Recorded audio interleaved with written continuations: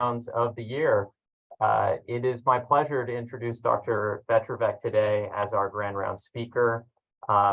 Many obviously know Dr. Vetrovec here and trained directly under his guidance. He is internationally recognized for his contributions to the field of cardiology, and it's right here at VCU that he spent the majority of his career. After completing his training at the University of Virginia, he joined faculty here in 1976 and became a full professor 10 years later in 1986. He was the chairman of cardiology for 18 years, the director of our adult cardiac catheterization lab, and actually its founder for 38 years, and was also the associate chairman of medicine for clinical affairs for 23 years. In 1979, Drs. Vetrovec and Michael Pauley performed the first ever coronary angioplasty at MCV, which was just 2 years after the first procedure in the world was ever performed in Switzerland. And I still remember the photos, which I'm sure he's going to share with us, of the first ever international symposiums dedicated to this, in which he was a proud member. Dr. Vetrovec has co-authored over 340 papers, 8 book chapters. He's edited 2 textbooks on interventional cardiology, and you can find these textbooks in every medical library in the country.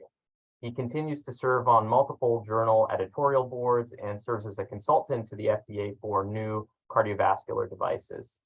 In addition, he's been a past president of our beloved SCAI, and in 2014, he was recognized as a master by the American College of Cardiology.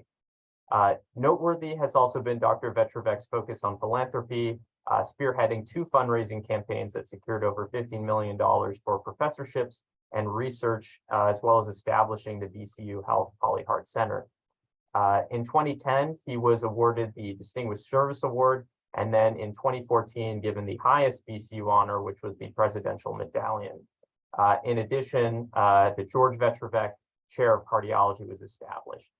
In 2015, Dr. Vetrovec retired from clinical practice after 39 years on faculty, but remains as a professor emeritus.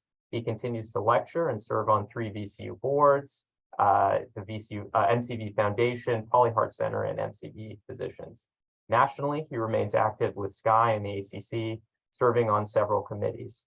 So with that, I thank you once again, Dr. Vetrovec, for giving us this lecture today. As always, we have CME available. The slide is up here, and I will turn it over to you, Dr. Vetrovec. Thank you very much. I'm grateful to have an opportunity to do this, and certainly hope that we'll have some fun over the next few minutes. I'm trying to focus a little bit more as I do this on some of the personalities. I think that's some of the real joy of all of this. These are my disclosures, nothing that will intersect with this. I really hope to describe a little bit about nationally the evolution of cardiology as a medical specialty, really emphasize VCU's role in national and international cardiology advances. And I think we really need to be proud of that. I think it's underappreciated, and we need to recognize the really unique personalities that were involved in this over the years. Just how did VCU happen? The history is that in December of 1837, the president and trustees of Hampton-Sydney created a medical department to be located in Richmond. The old Union Hotel at 19th and Main Streets, not too far, became the first hospital, and the first class of 48 students was admitted. So this dates back to 1837 as a medical school, and of significance is the fact that it managed to graduate classes throughout the Civil War, and so it's been in continuous operation. The Egyptian building that we all relate to was built in 1845, and it was the Medical College of Virginia and was freestanding. It shuttled between a couple of other universities matching with it. In the mid-1980s, the General Assembly decided to merge RPI, Richmond Professional Institute, which was a small but well recognized for the arts school in downtown Richmond, with MCV to create Virginia Commonwealth University. There were a lot of growing pains, but the preceding president, Dr. Trani, was very staunch in making it VCU. And so you would wake up in the middle, come into work in the morning, and somebody had changed the sign over the door overnight. In terms of the history of cardiology, William Harvey gets credit for that, for his work on the circulation of the blood. He's credited as the father of cardiology. Interestingly, the early academic structure was not really like it is today. I guess things were simpler, less knowledge. Classically, departments were medicine and surgery, and the members of the medicine department often would have a special interest, but there was no very specific cardiology division and so forth. The subspecialties or subsections were slow to develop. In 1913, Paul Dudley White, who is considered the father of cardiology in the United States, went to England to study with Thomas Lewis, who had learned ECG from Einthoven just after the turn of the century. White came back and obviously was very large in really establishing cardiology as a specialty. He's also credited with starting the American Heart Association and was a leader in what ultimately developed into the NIH. In terms of VCU's early cardiology, in 1927, William Branch Porter became the chair in theory and practice of medicine. He had international experience and training, including working with Sir Thomas Lewis also. And Porter established an ECG program at VCU, which was really kind of what cardiology, that was the technology of its day. The early cardiologists were generally practitioners in the city who also came down and worked at MCV, worked at the college, as they always said. These were part-time faculty. And Howard McHugh is such an individual. He was a part-time practitioner starting in 1948. He served as an attending physician in the Children's Rheumatic Fever Clinic. He established a hypertensive clinic and a high-risk obstetrics clinic. He went on to be the head physician for what was then Life of Virginia Insurance Company, but he always volunteered his time in terms of clinics at VCU. And was very dedicated to VCU.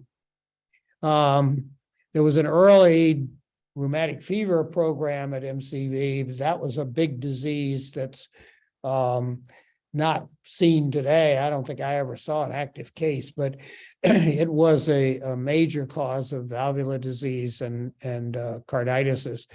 And the State Department of Health established a statewide rheumatic fever program under the direction of Louise Galvin, who was at VCU. This was in 1941, and she established the Children's Rheumatic Fever Clinic at MCV. In terms of the first geographic full-time faculty was Reno Porter, became a cardiologist here in 1946, and in 1949 he became the director of the cardiovascular laboratories and clinics.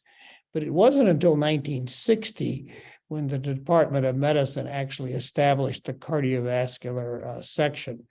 It was later named the Division of Cardiology as structures were changed. Reno Porter, I knew. He was actually still head of cardiology when I started my fellowship. Reno was amazingly, in this time where we think everyone counts every dollar, Dr. Porter was very good at that. I remember him admonishing me not to make too many copies because he told me how much they were a copy. And he was always quick to follow the dollar. And so it's interesting that that's been a part of the ethos of cardiology for a long time. I'm always amused at the early funding in terms of, you see how the dollars have changed. In 1949, the NIH awarded MCV an undergraduate teaching grant to enhance teaching of cardiovascular disease to medical students. The grant was for $14,000. It renewed annually, and in 1952 increased to $25,000. I think that's minimum as today time goes. It concluded in 1972 when the NIH discontinued the program. I found this series in the Scarab, which is a VCU publication. These are original grants that that VCU or MCV at that time had. It's interesting to see the number of local entities that were involved in it. Reynolds Metals was involved in it, A.H. Robbins, which was a pharmaceutical company, the Marion Buford Scott Trust Fund. Interestingly, the Tobacco Industry Research Committee funded some of the research. And there were also military grants here, which for cardiology was a source of funding. And I also noted in that same edition that there was an ad for Terryton cigarettes. So it's sort of an interesting story. These are the chairs of cardiology. As I said, Reno Porter stepped down in 1972, and he was replaced by David Richardson. Richardson was a native Richmonder, more or less, although he was actually born in China of missionary parents, but he had been in this area after serving in the war. He went to Davidson College and then to Harvard and did training there, and then came back to first the VA and then MCV. His interest was in high blood pressure and was really seminal in doing 24-hour blood pressure recordings with intra-arterial cannula, including on himself. And I remember him giving a lecture with an intra-arterial line on to see what his blood pressure did during the lecture. And it all kind of came apart, and he's trying to hide the fact that he's trying to shut off the line in his arm. But very, very interesting individual and hardworking, creative. Hermes Contos followed. He was a much stronger research individual. He had piles and piles of articles on his desk. What was remarkable about it is he could pick out any one of them that he wanted. He knew exactly where they all were. You were always amazed at that. But he also had a lot of charm and a lot of ability to bring things together. And MCV had an unusual structure in which the science groups, the basic science was a separate, if you will, department or structure. And it was all merged under the dean, which was more contemporary in terms of how schools were structured. And Hermes was picked ultimately to be the dean based on that, because he had the research basis to make that work with bringing that together. Was a very strong leader, could build by consensus. I was the next chair, and followed by Ken Ellenbogen, and I think we all know the people much better now in terms of what they did. But Hermes Contos was well known for his research in vascular disease in general, and particularly related to head injury and various neurocardiac reflexes. This is Dave Richardson. Now, he was sort of my mentor, and there are just a lot of funny stories about him, but I remember as a student hearing him give a talk, and he did a CPC, and the patient had died of aortic dissection. And he said, he began his presentation with man who grabs chest and pulls at his shirt, has his aorta tearing in his chest. And he said, that's what Confucius says. And so some years later, I was going to give a talk to the students on aortic dissection. So I went to him and I said, tell me the reference again for that. And I went through the whole story and he said, that I made that up. So very creative in his presentations. If you want to see the early division of cardiology, this colleague of mine who was a trainee, Tom Quaid, who practiced ultimately in the New Orleans area, was a tremendous caricature artist, and he did this. This was Dave Richardson, who was chief, his blood pressure cuff on him. That's Hermes Contos, Gerald Raper, who unfortunately passed.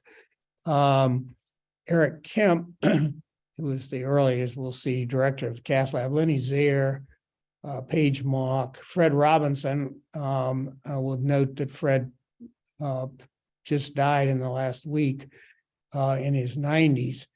Zubair Hassan. I can go through all of these, but I think anyone that was around will recognize these different people.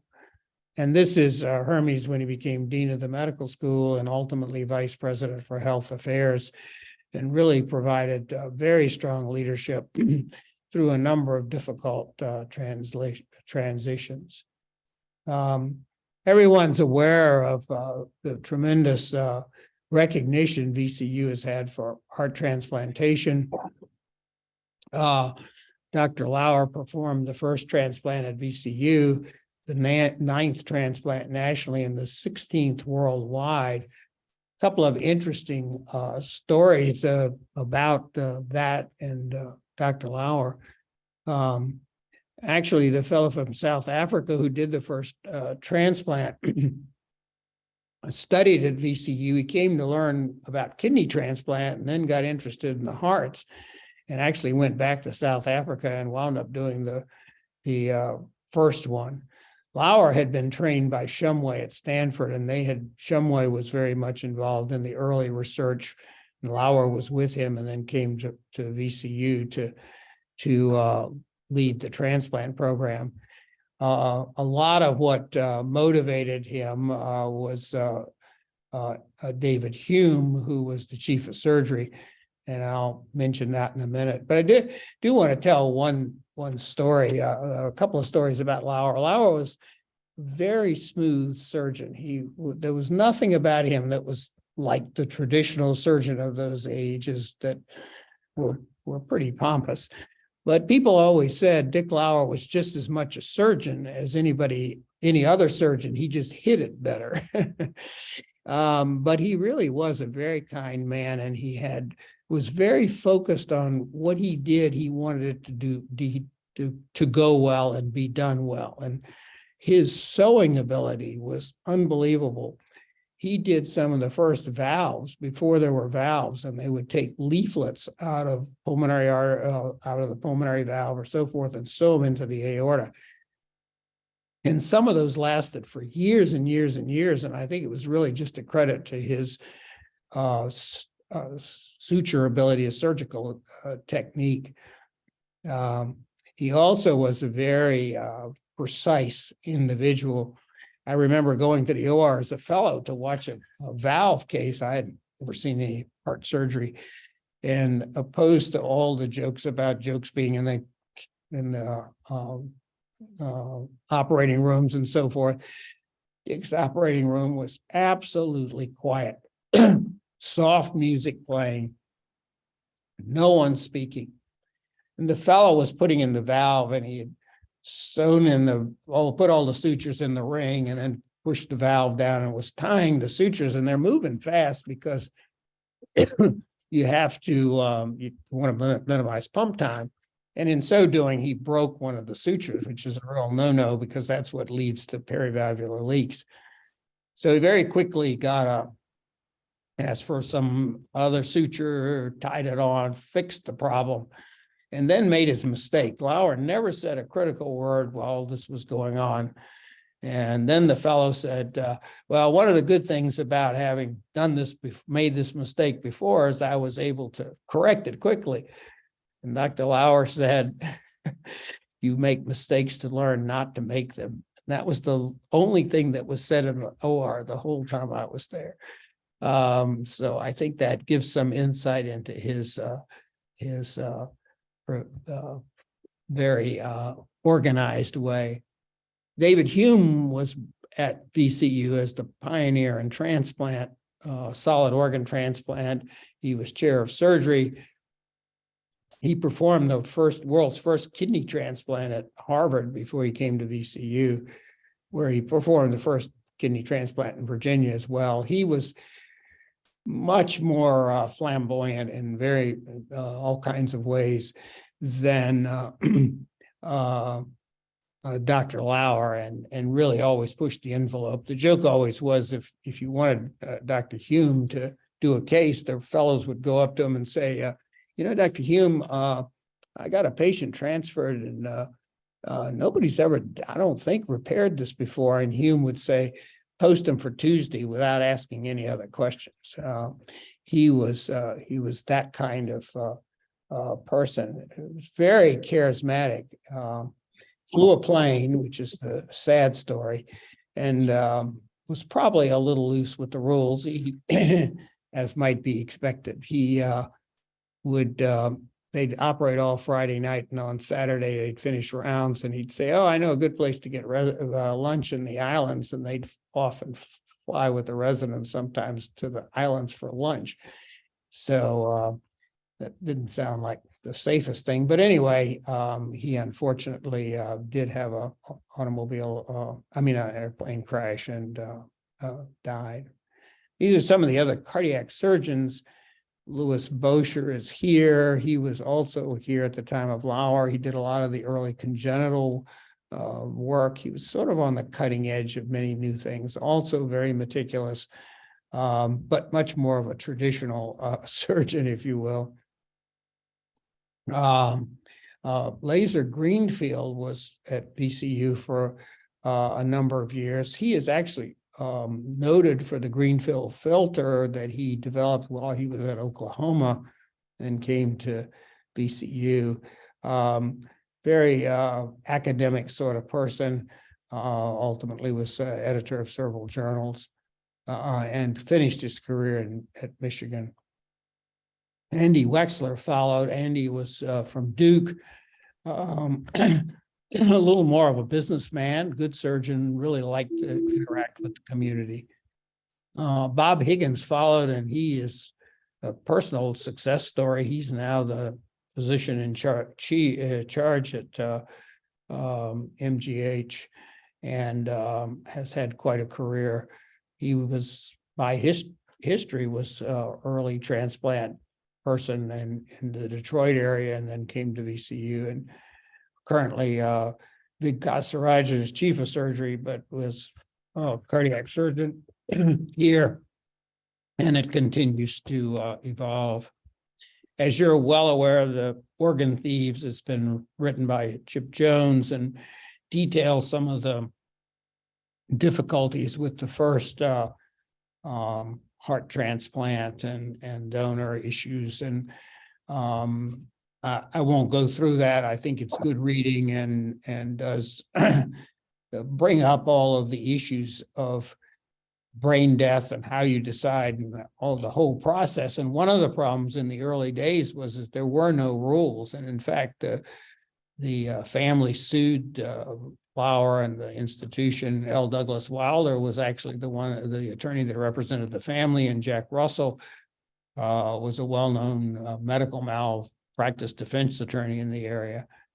Lauer was acquitted, but I think the other currently a little bit forgotten consequence of this trial, besides the obvious concerns about how decisions were made, is that this trial actually established much of the definitions of brain death. And this this has other consequences to it in terms that I think have been useful in terms of the management of patients going forward.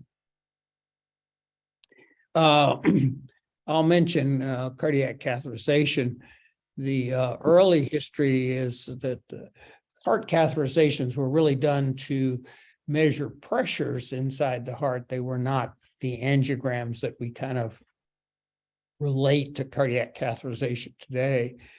The first catheterization is credited to Werner Forsman in Germany. He was actually attempting to inject drugs directly into the heart and not measure pressures.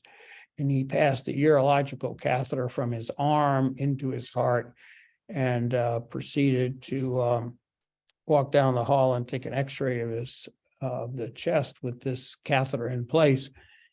And he was actually fired from his job because his boss said he was crazy.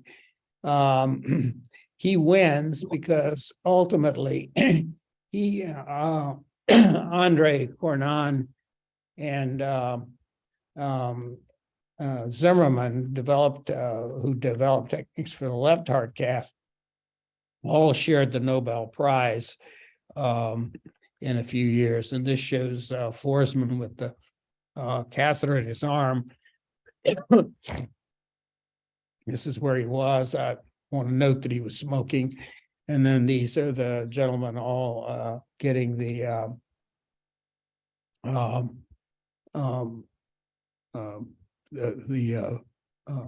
Nobel Prize.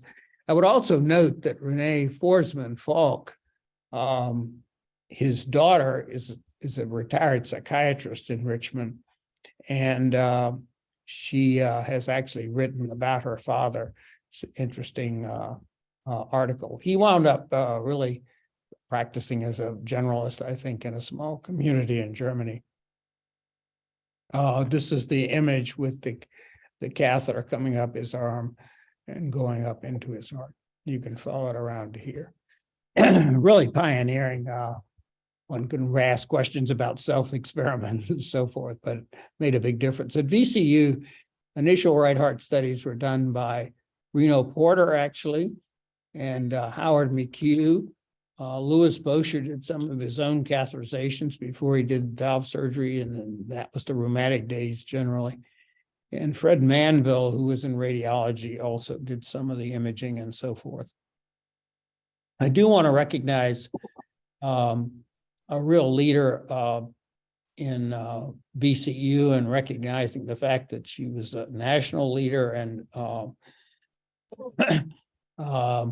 one of the first woman pediatric chair, cardiology chair in the United States. Dr. Carolyn McHugh, she was the wife of Howard McHugh, who I mentioned much earlier. She was a pediatric cardiologist for 42 years. She was the first chairman of pediatric cardiology here and in the nation, chaired it for over 20 years. And she's recognized each year in the women cardiology program. Quite dynamic lady, very stern. I was always afraid of her, but she was quite nice and really quite helpful. A little on coronary angiography. There was great interest in trying to image the coronary arteries, but there wasn't the angiography with selective injection and so forth. And so in the 40s and 50s, investigators were trying to image the coronaries by injecting a large bolus of dye in the aorta and giving acetylcholine to stop the heart briefly once the coronaries were filled. And there wasn't movie film at that point. They do the sequential cut films in radiology. And in 1958, Dr. Mason Sones, while at the Cleveland Clinic doing one of those aortic injections, and you have to remember there was no fluoroscopy as we know it today. There was fluoroscopy, but you looked through a little tiny set of mirrors. There was no TV screen. And Soanes was doing one of these injections. And while he's watching it, he realizes that the catheter uncoils with the force of injection and flips into the right coronary artery. And got this beautiful angiogram of the right coronary artery. And the patient's heart stopped, as you can imagine, from the dyes of those days and the bolus. And Mason Soanes is known to have hit the patient in the chest and said, "Beat, damn it, beat." And the heart restarted. And so he decided this was worth pursuing, and he did. Eric Kemp was actually from Richmond, but was studying at the Cleveland Clinic and got training early from Mason Soanes and came back to VCU and was at the Richmond VA hospital in 1960, and then ultimately came to VCU in the mid 1960s. So VCU was early in the actual diagnostic angiography field. This represents the fact that Mel Judkins also was the radiologist who got into doing selective coronary angiography. So these were the two individuals that started the Society for Cardiac Angiography and Interventions. And they were quite characters, and at meetings they would argue about which was the best way to do it, from the arm or from the leg. And they'd make it into like a big fight, and then you'd see them down the hall joking with each other. So that it was a good show. Soanes was a character, though. He smoked while he cathed. It was interesting that if you ask him why, or you heard him explain why he organized the SCANI, it was to demonstrate quality. And they were already worried about government oversight of the procedure, and they wanted to be sure that people were doing it well and that they controlled it. There was a paper registry for the members of the SCANI, the member institutions. You were supposed to turn in all your results. So it was very forward-thinking. At a time, you didn't have easy ways to manage the data. This photograph I have here is a painting that was done out and is outside the cardiac cath lab at the Cleveland Clinic. I'm amused because if you look very carefully, the Cleveland Clinic's gone through a lot of health sort of things, emphasizing that. And I want you to look at Mason's hand, and I'm very suspicious that they painted a cigarette out of his hand, because he was a well-known smoker who actually smoked while he did heart catheterizations, holding the cigarette with a Kelly clamp. Not surprisingly, he died of lung cancer. Again, Eric Kemp trained at Cleveland Clinic and came back here, was the first cath lab director at VCU. He was decided to go into the city, and he opened the first city cath lab at Henrico Doctors. And Lenny Zier came from Boston to head up the cath lab, and then left very abruptly because he had bad asthma in Richmond and it had a lifetime goal of running the Boston Marathon, which he ultimately did. That's when I was asked to take over the cath lab.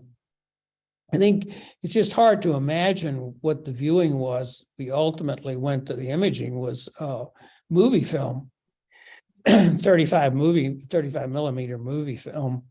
And you see, you ran it back and forth to film, and your image was projected there, quite different than what we see today in terms of imaging.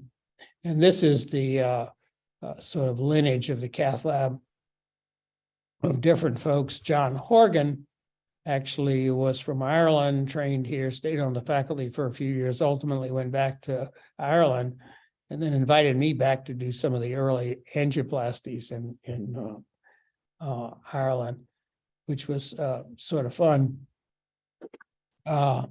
You also have to realize we don't think anything about doing a heart catheterization today, but when this all started out and I started it, I was involved in it.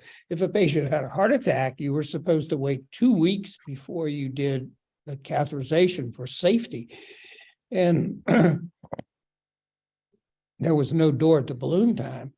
And if the patient then started having recurrent angina before the 2 weeks was up, you tried to manage them medically, so forth and so on. And if you ultimately had to do it, but you kind of documented that history. And it wasn't a procedure that was just done, oh, let's find out if you got coronary disease. But one of my favorite stories is that this is in, I think, 1977 or 78. The president of the Diabetes Association or something came to give medical grand rounds at MCV. And he got chest pain after the grand rounds, wound up in the coronary unit. He was all wigged because he wanted to be somewhere else and was worried, didn't want to be there. And of course, he was being monitored and they were saying, well, you'll be here for 4 days or whatever. And I was asked to see him. And I said to him, well, if you want to know if you got coronary disease, we can cath you this afternoon. And he said, that sounds like a good idea. So I took him to the lab, cathed him, and he had no coronary disease. He was quite happy. And but the funny punchline to the story is he was going home the next day and he apparently said to the resident, this is one crazy hospital. He said, I got a heart catheterization before I got a rectal. So I guess we were pioneering in those days. The pediatric cath lab, well, Carolyn McHugh was involved, Paige Mogg, Louise Robertson, and they were really quite early. And Lauer, who was and Boscher both did a lot of congenital surgery here. So this was a primary site at that time for pediatric surgery. The most delightful thing was the pediatric CAS conference, where would go on for like 2 hours or sometimes more.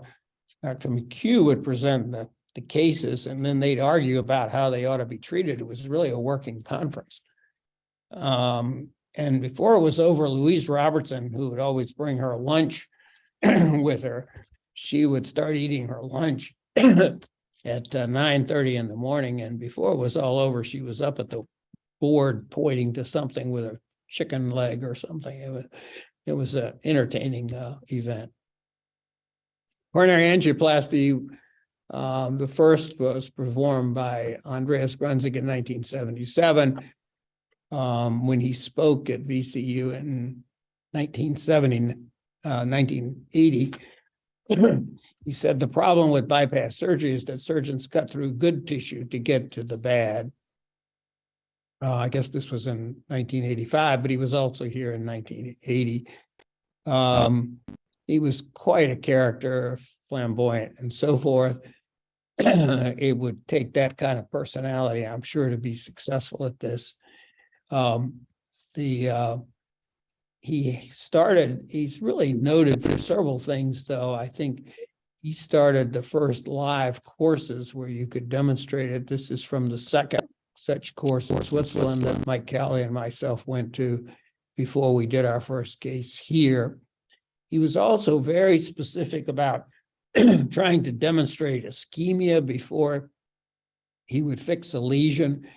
He had a whole litany. He really wanted things to go well and to be very organized. This is Mike Calley and myself, a little shaggy in those days.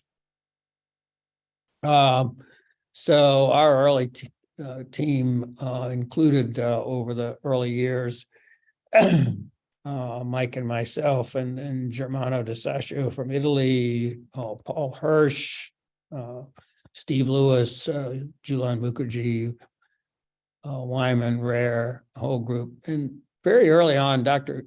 Evelyn Goudreau joined us as a trainee from Canada and then stayed on. And sort of in retrospect, I take great pride in this because the number of women in interventional cardiology is still very, very low. And I think we were quite avant-garde, if you will, in this role, and Evelyn contributed significantly to the fellow education and patient care. This is just kind of fun. This is from a very early meeting that Grunzig had, and I think you can see he was getting people to say how many cases they had done and how many successes they had, and Vetrovec made the list there. And I have to say, we've really advanced now with structural. Zach Gertz particularly leading that, and Barbara. But this has been a major development and really changed the face of valve treatment, and will continue to evolve over the years. A couple of things about electrophysiology. Our first director was Robert Barenfein. Then Ken Ellenbogen took over, and it's been remarkable in what he's done. And he has an incredible team that you see there. They're really world-class, world-renowned, many papers, research. This is really a huge strength for the division here. Ken and I are some years ago up at Main 10. I don't know who took this, but I use it. Heart failure and transplant, again, we were pioneering in that. And actually, the interesting story is that Mike Hess was sort of a basic science researcher, was his real goal, but he was also a clinician. And as more and more transplants were being done, the reality was there was just nobody to take care of them. And it was sort of a hodgepodge. The calf doctors took care of some of them. I took care of them. And there really needed to be some organization. And Hess said, I'll take care of these patients. And he really took this on, and over his career did the transplant, did heart failure, started cardio-oncology, was very interested in the history and evolution. And he was the co-founder and first president of the International Heart and Lung Society, the ISHLT. And they presented, they did the work here to present the first controlled trial of cyclosporin to prevent rejection. So there is clearly a very strong medical heart failure side to all of the transplant work that went on, and Mike Hess really made a difference. And these are some of the other heart failure doctors these days. Heart Station has a long history. As I said, Reno Porter was when the Heart Station was an EKG reading only. John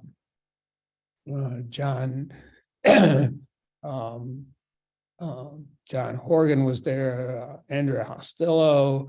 Echocardiography came in. Kieran Sager trained in Boston and did echo work for quite a while. Don Romhill was in there. And Walter Paulson, who we unfortunately lost recently, but he was a huge teacher and supporter of it. And there are many new faces today that are doing really new and exciting things. Coronary intensive care unit, just for those who don't realize that, in the early days of heart attack, what people died of was the arrhythmias that occurred soon after the event. And so coronary care units were established to monitor patients to be able to treat arrhythmias rapidly. First director was Al Blund, and then Fred Robinson, who, as I said, just died. Fast Fred was fascinating. Fred knew his pharmacology well. He always wanted to fix something if it wasn't right, and he'd give a drug, and he'd wait, and then he'd give another drug, and he could get himself in and out of issues very rapidly because he knew the antidote for everything he did. Fast Fred, as he was known, was quite entertaining. Dr. Hostillo then ran the unit for many years, and she was again remarkable in that represented an early female leader in cardiology, which again has been a sort of slow to evolve. So I feel good that we've had nice representation along the way. Mike Contos is now the director of the unit. And I can mention all the new things that are evolving over time. The VA is an important area for us, and it is one of the most established cardiac centers of VAs, and has had clinical and research leadership for many years now by Ed Lesnevsky. I do want to note the real team, thanks to our nurses and technicians and administrative folks that have made a real difference in our success. Shaw Roberts, Ginger Edwards, Mary Kay Jarrett, Vicki Green. Shaw has been recognized as a Richmond NP. And nursing leadership, as you see there, Claire Green, who's been the administrator. We couldn't have done it without that kind of support. Done lots with outreach, providing educational opportunities for students, being available for referrals, staffing outside clinics. We've really made an effort to be a part of the community, to support the community, and to provide care for those in need. I do want to recognize Bethany Dendlinger, who has given up her career to care of patients in South Hill. This has been an important remote area for us to maintain. Some of the other of us have contributed in various ways to this, but she's been there multiple days a week for years. And this has been really a labor of love and an important part for the community and also for us. And you see our cardiology outreach now has gotten quite expanded and extensive with multiple people. So our legacy, I think, is our patients, our trainees, and our contributions to that knowledge and national recognition.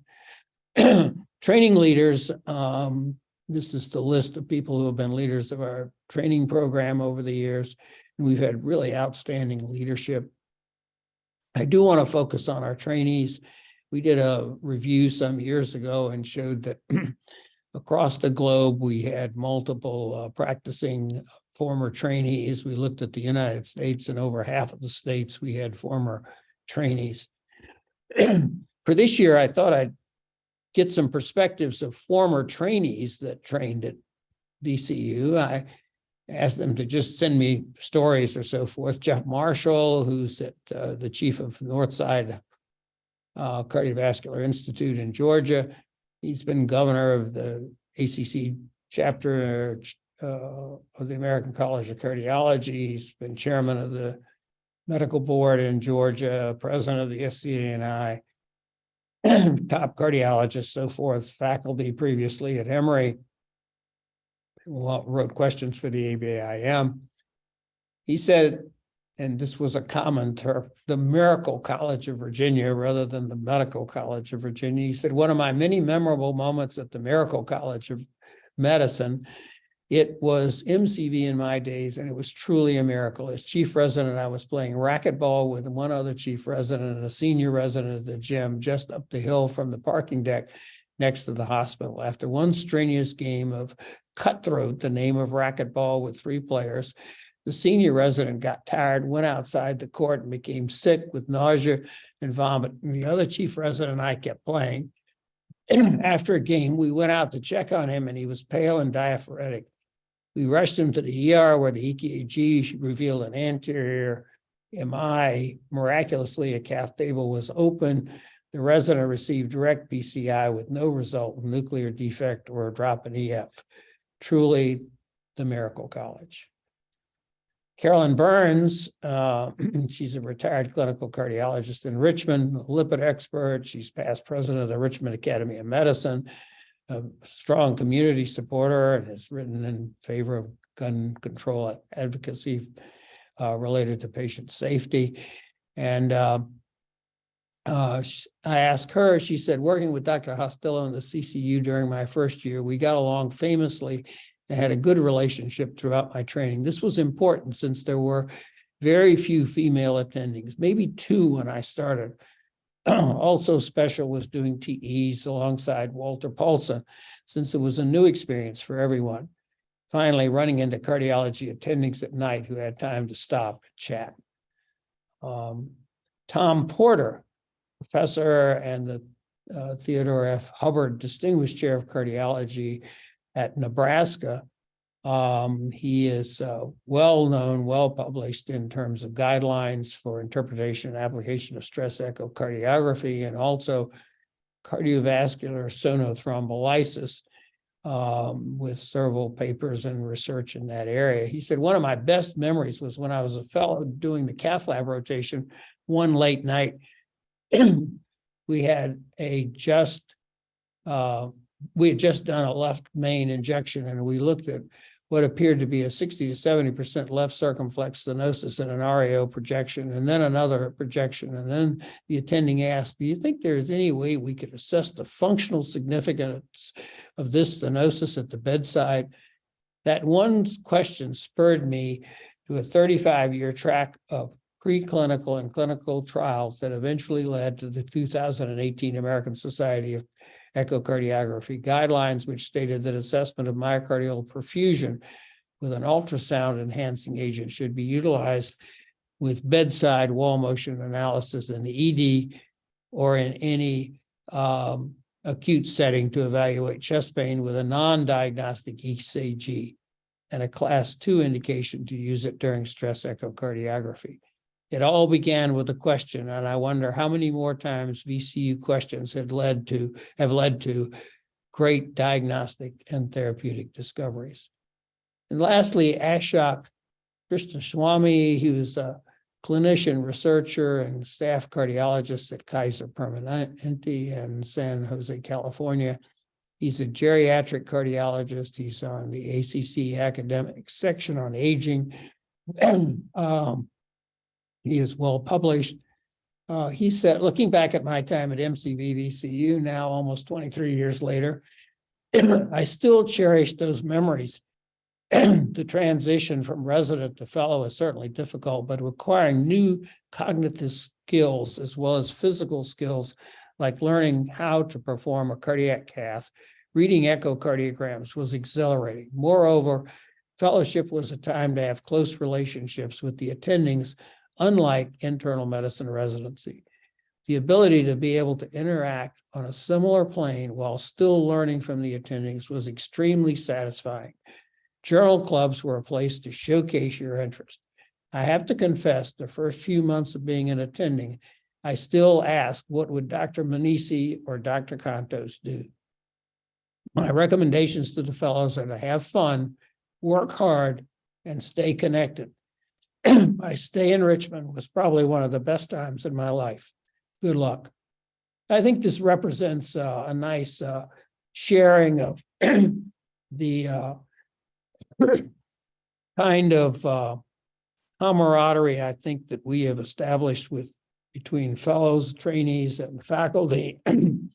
And I'm very impressed with the great results in terms of those individuals and many more who have been very successful in practice in academics.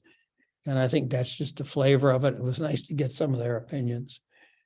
I just want to finally end with kind of emphasizing the imaging research that's going on in terms of cardiac MRI. This is really cutting edge, and this is so important to our division to have this now established, because we always were a little weak in not having easy access to training fellows in various imaging strategies. So Dr. Hunley has made a huge difference in this and has obviously brought huge leadership and research. We've done many things that involve both community and education. That's reflected in a few scenes that I'll show you in a minute. But we've been in U.S. News top 50 hospitals, multiple awards for excellence in care, involved in national organizations, conferences, multiple faculty have served on question writing boards. So VCU is there, and I think we underappreciate ourselves, and we're probably underappreciated overall for what we've contributed. We've had some other stellar graduates of training. Percy Wooden actually was at VCU as a trainee, became a cardiologist in Richmond, and actually went on to be president of the American Medical Association. Lou Baird was pioneering in developing the Baird Vascular Institute with outpatient catheterization, one of the first centers in the country to do that.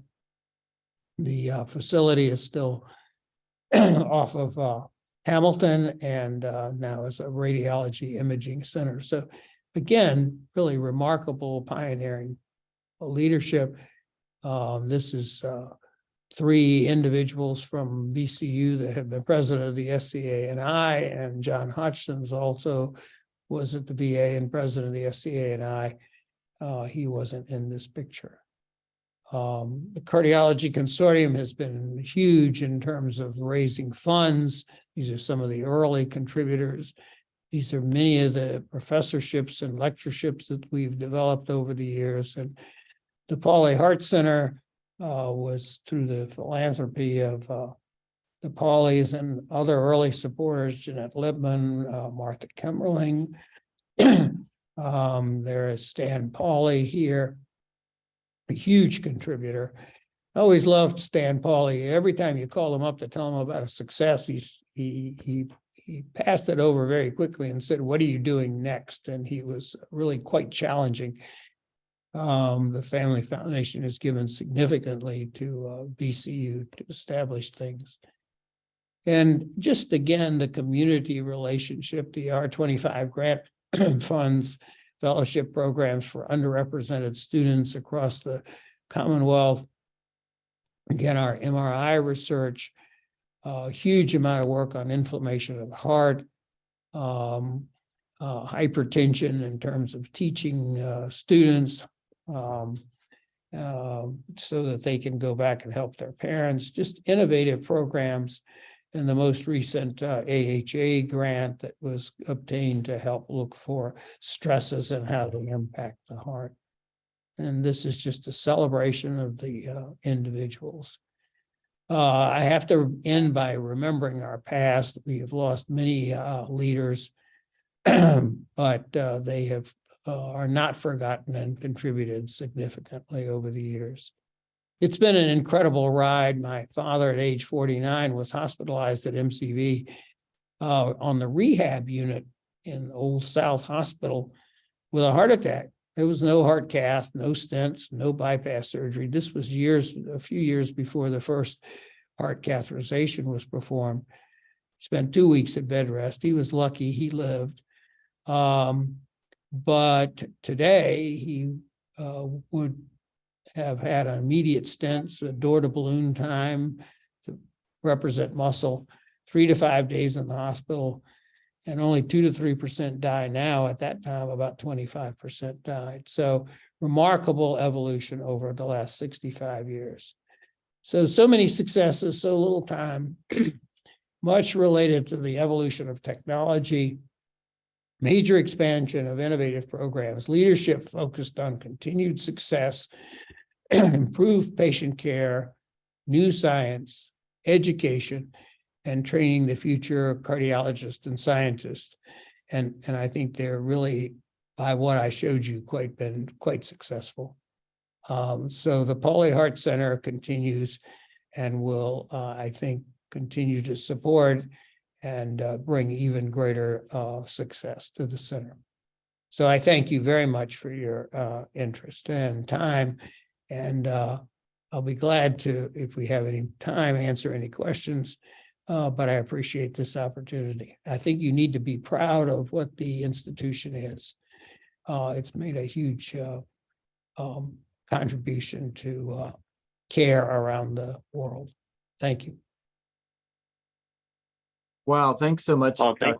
Vetrovec, for that just outstanding summary and all of your dedication to the Heart Center. I mean, we ought to have, 5 of those slides just on all of your work. I wondered if you might just share over the years, what do you see as kind of the biggest fundamental change that you've observed in cardiovascular medicine? Well, I think the technology has been huge, and the ability to go from, you know, the 2-week in the hospital heart attack to getting him in the cath lab immediately is just an example of that. But there have been lots of evolutions. I think the technology's made a big difference. But I think the other thing is that characterizes cardiology is, I think, this really desire to do something, and that's a little different than some other internal medicine specialties. And I think whatever breeds cardiologist, I think that's been a secret to it. So that would be my answer.